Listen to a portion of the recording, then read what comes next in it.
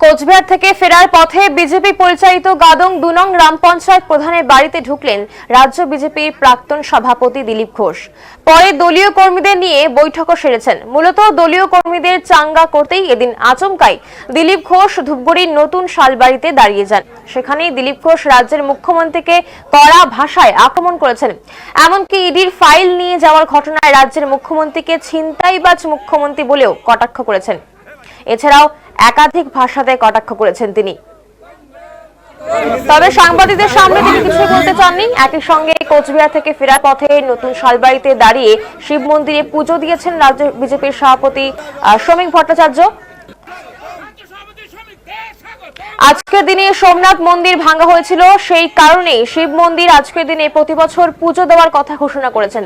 পরে কোচবিহার পৌরসভার চেয়ারম্যান রবীন্দ্রনাথ ঘোষের পদত্যাগ নিয়েও তিনি মন্তব্য করেছেন এবং বলেছেন যে তৃণমূল কংগ্রেস দলটি শেষ হয়ে যাবে।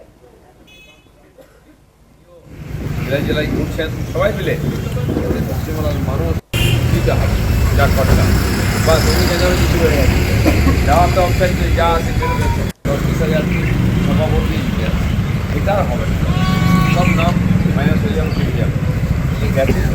মুখ্যমন্ত্রী তোমাদের সাথে যেতে 44,000 ওখানে 54,000 বেরিয়ে কেটে গেছে অলরেডি।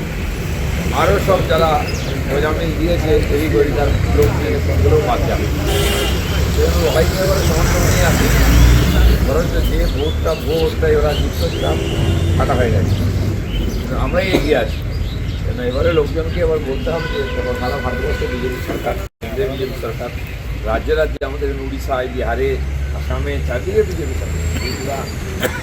কারণ মানুষ বুঝেছে বিজেপিকে ভোট দিয়ে শান্তিতে থাকা যাবে। কেন্দ্র সরকার গরিব মানুষের জন্য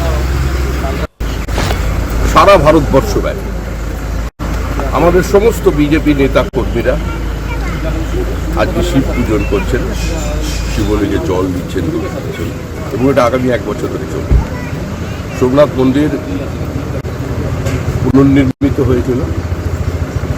ভারতবর্ষের উপরে যে বিদেশি শক্তির আক্রমণ নেমে এসেছে, বর্তমান প্রজন্মের কাছে সেই অতীত ইতিহাস, সহস্র মানুষের যে বলিদান, তাদের রক্ত স্নানের মধ্যে দিয়ে কীভাবে আজও সোমনাথ মন্দির তারা ভারতবর্ষের বিভিন্ন মন্দির মাথা উঁচু করে দাঁড়িয়ে আছে। যে আঘাত ছিল ভারতীয় কৃষ্টি সংস্কৃতির ওপরে, আত্মমর্যাদার উপরে, ভারতীয় অস্মিতার উপরে, আজকে সেখান থেকে ভারতবর্ষকে বেরিয়ে আসতে সারা সেবা করেছেন। আমাদের উত্তর বাংলার নেতা মানুষ